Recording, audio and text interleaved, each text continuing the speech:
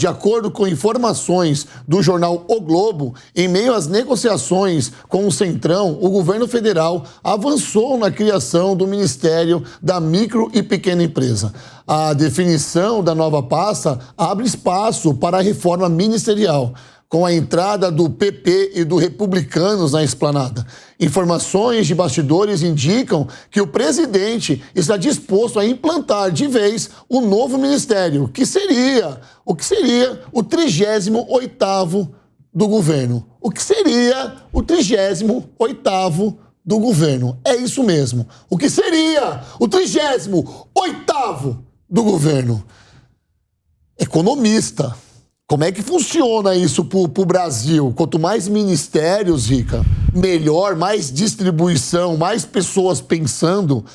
É como se fosse um time de futebol, você tem 11 pessoas ali em campo, cada um pensando coletivamente pro mesmo resultado, pro resultado final, que talvez seja a vitória. Funciona assim? Quanto mais ministérios, mais a gente enxuga os cofres públicos? Ou será que a gente abre a torneirinha de um cano chamado Brasil?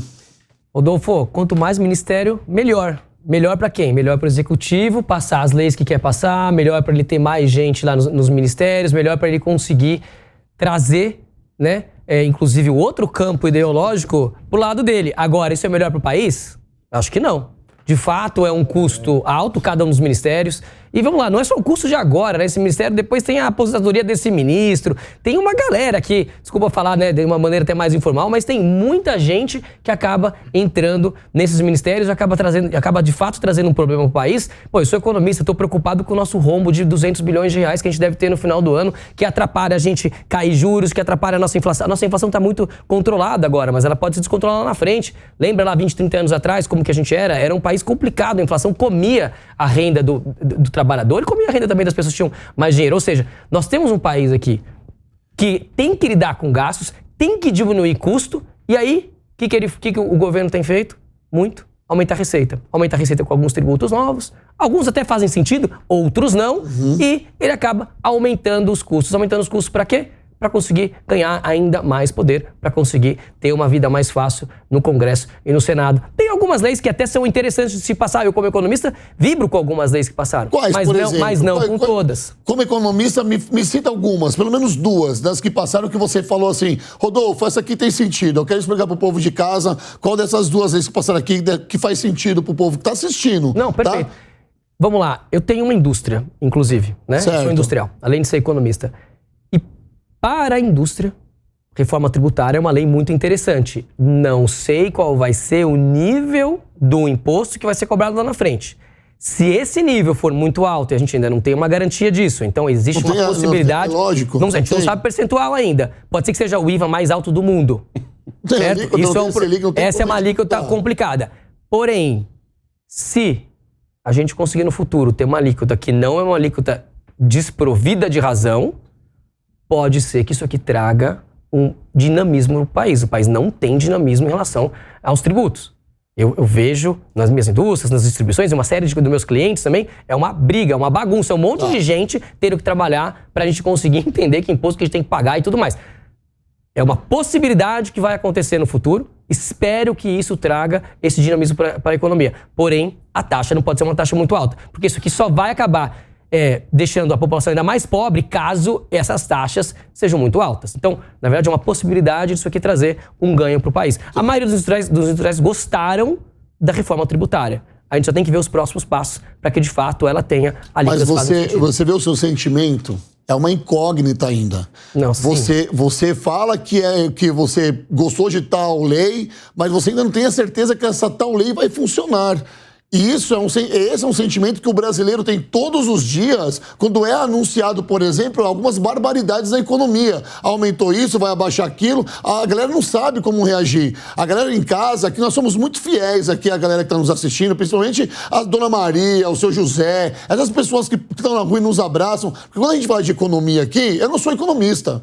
Graças a Deus nós estamos com você aqui, Camelo, para falar sobre economia. Mas nós vivemos a economia. Eu converso muito isso com o Negão, porque é fácil falar sobre economia quando você vai no mercado e você vê quanto está custando o quilo do tomate, quanto está custando o quilo do A100, quanto está custando um arroz 5 quilos. É fácil, traz para a economia. Aumentou, diminuiu? Se aumentou, por que aumentou? É só você ir atrás. Será que nós estamos colhendo pouco, importando mais? Por que aumentou? É fácil você discutir política econômica quando você se coloca na política econômica. Para isso eu vou colocar o Negão na conversa agora, porque quando a gente começa a pautar de economia, Negão, olha só, o presidente do PP, Ciro Nogueira, ameaçou excluir das atividades partidárias os integrantes da legenda que aceitaram cargos no governo Lula. O recado foi endereçado diretamente ao líder do partido na Câmara, o deputado André Fufuca. Não ri, Negão. André Fufuca. Republicano está com essa briga aí também, hein? Tá com essa... Republicano. Exatamente. Republicano. Mas ainda juntando uma coisa na outra, essa reforma ministerial, com essa notícia agora do Fufuca. O Fufuca. Falar um negócio para vocês aqui, foi legal você ter falado isso, de que a gente tem que saber por que os alimentos também sobem, porque é onde impacta, é onde mais obrigado, porque é onde mais fácil a população perceber sobre a economia, entendeu? Mas as pessoas têm que se perguntar também por que eles abaixam. Essa é uma outra coisa que a gente... Porque o governo é o seguinte, se aumentou, a culpa não é dele, se abaixou, é graças a ele. Então a gente tem que saber também por que abaixa, porque às vezes é só uma coisa de oferta e demanda, por isso abaixou. Raramente tem o dedo do governo e quando tem, a gente tem que ficar com mais medo ainda, porque alguma intervenção estatal. Vamos falar, vamos só pegar o gancho da última pauta que a gente estava falando, porque essa perseguição em cima do Bolsonaro que a gente vê, porque o pessoal já está com saudade dele também, porque o capital político dele tanto cresce muito mais por causa do atual governo. Nessa matéria aqui a gente pode ver, 38 ministérios, falta 2 para alcançar o babá, hein? Falta 2, entendeu? Mas olha só, Jair Bolsonaro tinha 23 ministérios. 23, olha a diferença, hein? 4 anos, o camarada fez 23 ministérios. O novo que chegou agora, hein? Estamos aqui no mês... É novo. Chegou agora, 8 mesinhos de governo aí, já pulou para 38 ministérios. Dos 23 ministérios de Bolsonaro, 18 eram ministérios mesmo. 2 secretarias e 3 eram pastas equivalentes a ministérios. Você tá pegando a coisa, gente? Tá entendendo o que é? Então, o negócio é o seguinte, para poder igualar Bolsonaro com Lula, o que eles estão tentando fazer? Estão tentando igualar para baixo. Então, a meta agora é poder colocar o Bolsonaro na cadeia. Não interessa se vai ter prova, não interessa que alguém foi lá, falou alguma coisa e a gente tem fortes indícios porque alguém falou alguma coisa. Entendeu? E vamos colocar para a gente poder igualar. Por quê? Porque em 8 meses, que normalmente é o momento em que o presidente arrebenta. É o momento que o presidente arrebenta, porque ele acabou de ganhar a eleição, ele tá boladão, ele tá cheio de peito estufado, Congresso do lado dele, e até agora nada. A gente vai voltar com o PAC. Você aí, meu amigo, lembra como foi o PAC? Lembra tudo que aconteceu por causa do PAC? É uma ideia que deu errado. E o que a gente faz com uma ideia que deu errado no Brasil? A gente recicla e faz de novo. Rica tá aqui, ó, que até dói, né, Rico? Dói. É brincadeira, né? Dói. Agora a gente vai ver essa guerra ministerial acontecendo aqui. Eu vou falar pra você, hein, ô Rodolfo, a gente ainda tem até dezembro, ainda tem uns meses. Se vacilar, a gente pode inventar um próximo nome aí para um ministério e a gente já bater 39. Ó, cruza os dedos, viu? Exatamente. Eu tô pegando uma notícia. Cruza os dedos que daqui a pouco é capaz de bater 39. Daqui a pouquinho. Palumbo, quando a gente noticia certas coisas, dá vontade de rir. Vamos rir pra não chorar, exatamente. Tô rindo pra não chorar. Eu falei no programa Pânico, antes de eu assumir o cargo de deputado, era vereador ainda, falei, não se iludam. Vai ter muito deputado que se elegeu nas costas do Bolsonaro, quando colocar o pezinho lá, vai ficar encantado com as emendas, com o poder, com o cargo, e vai partir para o outro lado. É exatamente isso que está acontecendo. É uma vergonha. Mais ministério para quê? Para agradar os amigos dos amigos. E há muito tempo eu estou falando, aqui no Linha, inclusive, quem manda neste país? Vocês acham que é o Lula? Não. A esquerda? Não. A direita? Também não. É o centrão. Então tem que agradar os amigos dos amigos. Aí falar, vão ameaçar, vou tirar da legenda o Fufuca. Vai nada. Não vai. E daqui a pouco é o que o Negão falou. Vai ter 39, vai ter 40, 41, até secar a fonte. Quando secar a fonte, o centrão não mamar mais, ficar lá emenda, poder, aí o Lula desmorona. E quem tá quietinho? Alckmin. Olha, bom entendedor, pinga letra. Doutor Emerson, olha a observação que ele fez sobre o Alckmin, tá? Lembrando que nós queremos, ele quer abrir aqui um novo ministério de micro e pequena empresa. Aí o PP vai lá e já se posiciona também contra isso. A gente está vivendo... Eu quero fazer uma ressalva na fala do Negão também, terminando meu raciocínio, porque nos 23 ministérios do Bolsonaro, eu fui contra uma pasta que ele tinha ali, que era a pasta da educação, que era uma secretaria da educação.